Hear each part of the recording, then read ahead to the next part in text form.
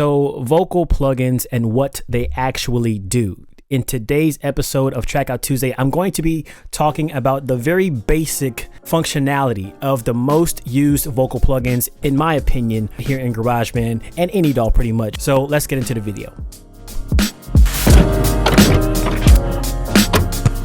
Yo, what is up everybody? I am Legend and welcome to the next episode of Track Out Tuesday. As promised, we're back in the studio with kind of a tutorial. If you're no stranger to this channel, you've seen me make videos on how to clean your vocals, how to come up with your own vocal style, how to add effects to your vocals, different things like that to make your music sound better. But I want to go ahead and explain what most of the most used vocal plugins in this application actually do for those of you who do not understand, just so that you can have a better idea when moving forward and creating your own music. This is what a compressor is, this is what this does, and blah blah blah, so that when you go into these things you're not completely like confused. This is a song here, we're gonna start working in GarageBand. This is a song here that I recorded in 2018 called Alone. So all this was done in GarageBand.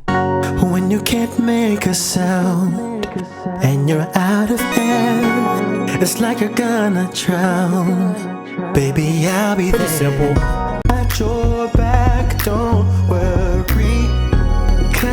So if you guys haven't heard that song, it is actually available on all streaming platforms. Just search up Legend, LXGEND, Alone. I'll leave the link down in the description so you guys can hear that. As you can see down here in the plugin section on the smart controls window, this is our plugin list here in GarageBand. I'm just going to go through this list and talk about what these plugins do, the most used ones, because I haven't even used all these myself. So if you don't add any plugins, or you're not using my template that I sell to you guys that has all of my basic plugins, like built-in GarageBand plugins, which I will be redoing. If you click on this little arrow here, it clicks to add a new plugin, and all the ones built into GarageBand it's going to be the ones that come right in this list right here. So your audio units are going to be the ones that are installed from other applications, like how we have Arturia, Focusrite, Isotope, Native Instruments, Universal Audio, Waves, and then of course we have the Apple built-in audio units. These are going to be plugins as well. But the ones built directly into GarageBand are going to be this list right here. So we have our amps and pedals. That's going to be different effects, kind of like that you add on your guitar, or you can put it on your vocals as well. But it's a really fun way for me to add different effects to my vocals. It's pretty cool to use. We have our delays, which is going to be all of our delays, echoes, sample delays, stereo delays, tape delays, distortion, which distorts your vocal, obviously your dynamics, which is going to be more about cleaning up your vocals, making things sound a little bit more crisp, things like that. We have our EQ, which I talk about in previous videos, how to EQ your vocals. Filters is going to be whatever, we'll get to it. Modulation is going to be kind of related to pitch, chorus effects, flangers, anything that's kind of shifting the pitch, making it sound a little bit more spacey, in a sense. Pitch, which is pitch shifting, and a vocal transformer, it's not necessarily pitch correction, it just changes a pitch to something that you choose to change it to. We have reverb, which is basically going to be your reverb, your openness, your space, like if you're in a church and you want that wide open sound. Specialize, which is like exciters, a sub bass, and a speaker enhancer. And then we have our utility, which is so amps and pedals. Let's select the pedal board, because this is something that I love to use, or I used to love to use, because it made adding different effects to my vocals really easy. So for instance, we can click on a distortion, and what a distortion does, it makes your voice sound grungy, sounds more like it's edgy, and it breaks up the vocal to where it sounds really raunchy, if I can explain it like that. So let's just add one in and show you what I mean by that. You just drag and drop, and then we'll play it. When you can't make a sound, add some fuzz. It's like you're gonna drown. Baby, I'll be there. You see what I mean? It kind of gives it that grunge that you want to look for in some of those more edgy productions. Or we can add something like, let's add Double Dragon. On the road, you don't have to fear, 'cause before you're breaking down, baby, when you can't make a sound, mix down, and you're out of air, it's like you're gonna drown. Baby, I'll be there. I'm not going to really dive into what all these things mean here on the actual plugin itself, because that would take forever for me to explain, but I just want to explain overall what each of these things do. So kind of already like went over a little bit of what all these other plugins are, because the pedal board has all of these, the delay, distortion, dynamics, all that stuff. So let's break this down. A delay is basically an echo. When you add a delay to a vocal, whatever kind of delay it's going to be, it's going to add an echo to that vocal. I will give an example right here. When you can't make a sound. You hear how close the echo is to the actual vocal. That is because it's an eighth note. The higher this number right here is, and this is kind of like music theory stuff, the higher the number on the right is, if this is still at 1, that is, the closer it's going to be to the echo. You guys can hear that right here. And you're out there. It's like you're gonna drown. Versus if I go to, let's say, a half note, it's going to be more spaced out because this number's lower. It gives more time in between beats. So like instead of a 1, 2, 3, 4, 5, which is a quarter note, you would get a So let's play that. Baby, I'll be there. Baby, I'll be there. When no one's around. So that's how you work a delay. Pretty much any delay is going to have that same kind of time setting. And you can go into triplets and dotted and all these different things. You want to set your tempo first of your song because the delay depends entirely on the echo if you want it to be on beat. So that's really important. This is a bad example, but that's really important to do. So the repeat is going to be how long it repeats after you've already said what needs to be said. So if I turn it down to 20%. When you can't make a sound. So it repeated about 3 times. If I turn it down to 4%. And you're out of air. It only repeated once. If I turn it up to 77, it's like you're gonna it's going to repeat more. The higher your repeat is, the more that vocal is going to repeat. Keep in mind, the messier the vocal is going to be. So you want to keep it down a little bit, but you can keep it up in the 70s if you want to. Just make sure that you turn down the wetness. So the dry is going to be the incoming vocal. That's the vocal that's coming in, the initial vocal. When you can't make a sound. But then the wet is going to be the echo itself. So if you turn that up, it's going to be more heard in the mix. When you can't make a sound. You hear how loud it was right there? So I like to turn my wetness real down, keep my dry at, I don't know, like above 80 because I don't want to quiet the vocal. And then the color is going to be like how muted the vocal is or how like in the forefront the vocal is. I like to mute my vocal so that the echo is still being heard, but it's sitting in the background. Sound, and you're out of air. It's like you're gonna drown. You hear that? Versus if I turn it up here. Drown. Baby, I'll be there. When no one's around, you don't have to fear. Cause before you're breaking down, baby, I'll be here. A distortion, like I said, a distortion is going to be something that I don't really have to explain that because I already demonstrated it on the pedal board. It's something that distorts your vocals, makes you sound like you're singing through a guitar amp, something that's really grungy. When you can't make a sound and you're out of air, and with it on, it's like you're gonna drown. Baby, I'll be there. Obviously, that's extreme. When you can't make a sound. So this gives you more of like a video game distortion, which you may want to look for if you're writing a song, for instance, called Cheat Codes. But this is like a 4-bit classic, 8-bit classic. It makes it sound like you're in a video game. So there's different kinds of distortion. There's like guitar distortion, there's video game distortion, there's digital distortion, there's analog sounding distortion. It's just all different kinds of options you can use. And you're out of air. Next up is dynamic. So we know generally, I think, what dynamics are because I talk about it all the time on my channel. Oh, the dynamics. The most important ones to me that I mess around with the most are going to be the compressor, the deesser, and the noise gate. I know some people use limiters. I'm not going to use the limiter here because I normally use compressors. So here, a compressor, basically, it takes your audio. If you're singing super loud into your track, what it's going to do is, let me zoom in here so you guys can see. So the ups and downs of this wave, You see the quiet parts, you see the loud parts, you see the quiet and the loud. What a compressor does is it's going to take the quiet and the loud and bring them all up to the same playing field, the same level. It's going to make sure that the vocals don't go over or under a certain amount. So it's literally taking your vocals and squashing it like this so that it doesn't peak and it doesn't get too low. So everything is on the same playing field, same volume, so that you can hear exactly what somebody's saying. The part gets too quiet, then the vocal is basically being matched with the rest of the vocal in the rest of the song. Now, this is different from a vocal rider, which is adjusting the volume to the quiet parts and the loud parts to get it to a certain decibel range or whatever. That's what a vocal rider does, but a compressor is literally just squashing that. It's not adjusting the volume of anything. It's just squashing the vocals so that they don't go past a certain point on the high end or the low end. So this is without the compressor. When you can't make a sound and you're out of air, it's like you're gonna. And then this is with a compressor. When you can't make a sound and you're out of air, it's like you're gonna drown.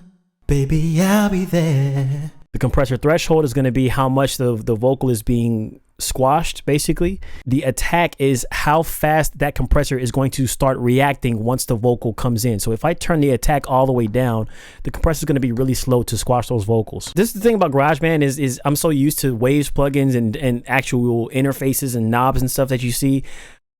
This version of a compressor is very hard, not hard, but like I prefer this down here, the actual knobs here. But that's what a compressor does. A de-esser is something that de-esses your vocals. So when you're saying a lot of sounds and it's got a really sharp hissy noise to your vocals. If you're singing a song and you wrote a song that has a lot of that S's in, a lot of those S's in there, you're going to have trouble having like a clean audio that sounds presentable for the audience. So a de-esser basically takes out a little bit of that harsh S sound, which I talked about previously in one of my videos with many Marco and triple Ds, but this is just a much more simpler version of that, and it's built right into GarageBand. So we suppress the frequency here.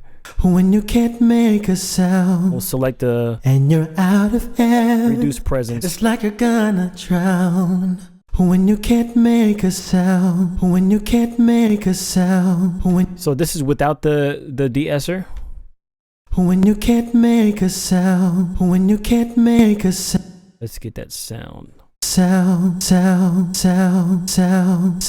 And then with the de-esser. Sound. You hear how it's like it's really cutting off that S, this, making it sound like it's a little bit too much right here, but sound.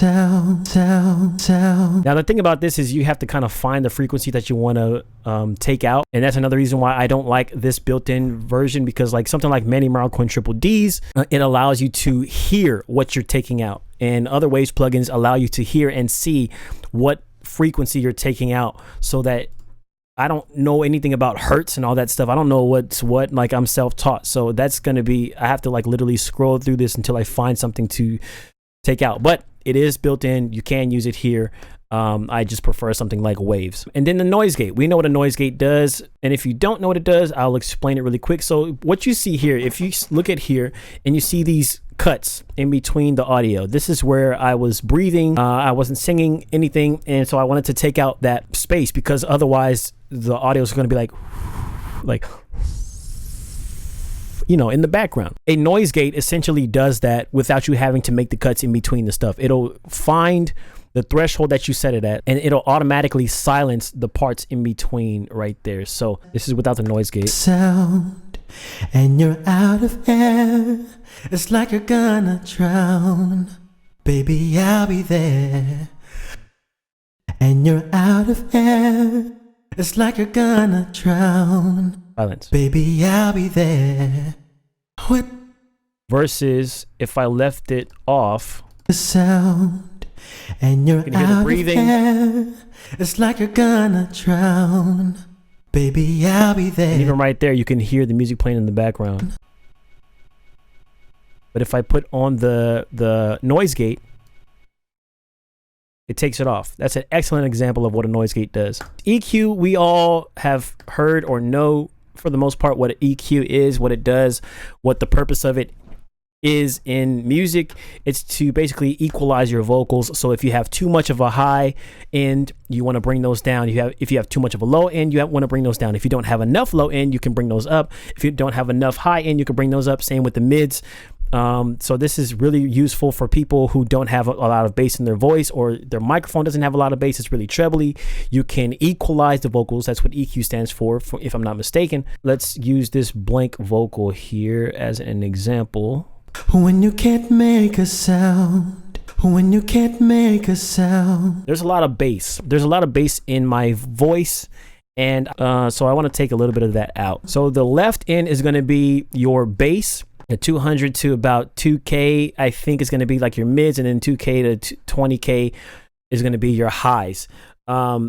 These numbers are not exact. I'm probably saying this wrong, but I do know that from left to right, it goes lows, mids in the middle, and then highs on the left. When you can't make a sound, when you can't make a sound. You hear the sound changing? So there's less bass in my voice because I took this knob here, I drug it down into the right. Basically, this is essentially what is called I believe a high pass filter, because you're cutting out the low end and you're leaving the highs in there. When you can't make a sound, when you can't make a sound, when you can't make a sound. If we turn it up, when you can't make a sound. When you can't make a sound. You see how dramatic it is when I increase it? This is turning up the lows. But I don't want to do that. I want to take them down. So when you can't make a sound, when you can't make a sound, when you can't make a sound. And mess with the mids. When you can't make a sound. Take the mids down just a little bit. When you can't make a sound. When you can't make a sound. As it was recorded, this is what I sound like when you can't make a sound, and after. When you can't make a sound. Not perfect. When you can't make a sound. When you can't make a sound. But essentially, you understand what I'm getting at here. So next, we want to go to the filters. So this is going to be like your fuzz wah wah, like a wah wah wah wah filter. These are just different random creative filters you can use to put on your vocals. We'll select a default. Funky fuzz is the most popular one that I know. When you can't make a sound. When you can't make a sound. Auto wah depth. Let's turn it up. When you can't make a sound. When you can't make a sound. When you can't make a sound. Modulation, this is one that I like to mess around with in terms of like spreaders and chorus. So I'm not going to explain what all of these different things do, but the ones that I use the most are a chorus, which is kind of like a spreader. So this is what it sounds like without. When you can't make a sound. When you can't make a sound. And this is with a mega wide chorus preset. When you can't make a sound. You hear how it's spreading the vocal when you can't make a sound. So the mix is going to intensify how much that spreading effect, that chorus effect is heard. When you can't make a sound. When you can't make a sound. When you can't make a sound. And the intensity is going to be just how intense, the intensity. When you can't make a sound. When you can't make a sound. When you can't, like how wide is it going to spread? When you can't. The rate is going to be the actual pitch part of it itself. So this is how much that pitch is being spread or shifted, or I'm not sure how to explain it, but I'll show you. When you can't make a sound. Well, it's really low right now, so it sounds like it's being spread. But then if I turn it up, all the way up. When you can't make a sound. Basically, what's happening is it's kind of like it's bouncing. This is how I always visualize it. It's just like it's bouncing. But you don't want it to sound like that unless you want to sound like an alien. So you turn it down lower. When you can't make a sound. You hear that pitch. When you can't make a sound. Those two pitches. When you can't make a sound. When you can't make a sound. And then we have just a regular spreader right here. When you can't make a sound. When you can't make a sound. When you can't make a sound. Which is really great if you don't have something like CLA vocals to spread your vocals, or some kind of spreader, you know, because I use CLA vocals. I use Greg Wells voice centric to spread my vocals, but then there is a built-in spreader here in GarageBand that you can use to also achieve the same effect. So that's actually really dope. Let's see what else. So that's it for modulation. I'm going to talk about a pitch. We have the pitch shifter, which is just going to shift your pitch. So this is really cool if you're trying to achieve some Kendrick Lamar type stuff and get like a really low voice. The semitones is going to be how much the pitch is shifted. So I'm just going to put the mix on 100. The mix is going to be how much of the original vocal you're going to hear versus how much of the shifted pitch vocal you're going to hear. So if the mix is all the way up, this is going to 100% play the shifted pitch. If your mix is halfway, you're going to hear half of the shifted pitch and half of the original vocal that you recorded. So I'll do 100%. And I'll shift it down by 12 semitones.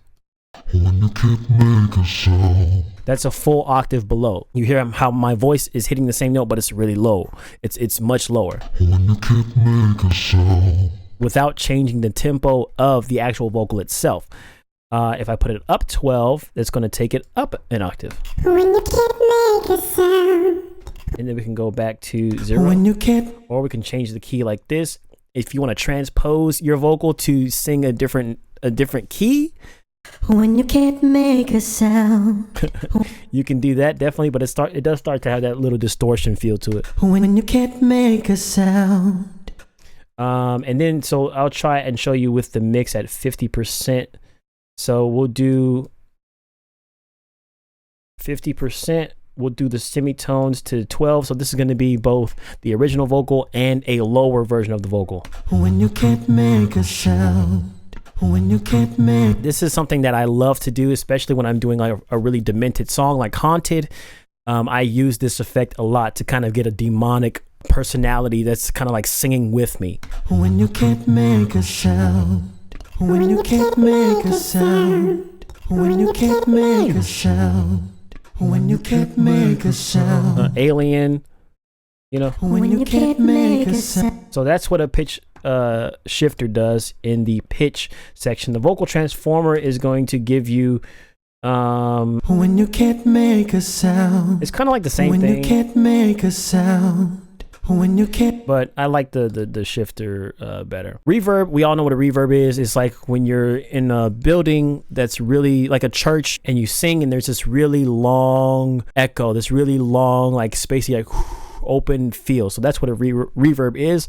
And there's different ones built into here. When you can't make a sound. When you can't make. So once again, dry is going to be the original vocal, wet is going to be the reverb itself, how much you hear that. When you can't make a sound. I like to keep mine below, like below 30, below 20-ish. When you can't make a sound. Spread. When you can't make a sound. When you can't make. And then the reverb time is how long that spacey feel comes. When you can't make a sound. 20 seconds, it's gonna go on forever. Do like 4 seconds. When you can't make a sound. When you can't. Even that might be a little bit too much. The high cut is gonna be a frequency thing, so it's gonna kind of like mute or muffle or brighten up whatever you set it on. It just depends on your personal preference. And pre-delay is gonna be when you can't make a sound. It's like it's a pre-delay, so it's a delay that happens before the actual echo of the reverb, the space sound comes in. So if I put the pre-delay down here, you're going to hear a little bit of a delay before the echo comes in. When you can't make a sound. And if I turn it all the way down, it's just going to be the echo by itself. And you're out of air. It's a little bit of a boring tutorial, just kind of walking through what these different plugins do in case you guys may have been wondering or didn't know or wanted to know. So in the next video, I will be showing you how to basically clean up your vocals, add spice to your vocals to get a really professional sound, a really crisp sound using just GarageBand stock plugins. So I wanted to kind of go over these things first before we dove into that, because I'm going to be walking through it rather than trying to explain what each of the vocal plugins do. I appreciate you guys for watching, for sticking through, and I will be back on Thursday with the next video. If you're not already subscribed, please hit that subscribe button, turn on the bell notifications so you'll be notified every time I upload a brand new video. Leave a comment down below if you have any questions or comments. Leave a like if you liked the video as well. I will see you the next time. As always, stay legendary.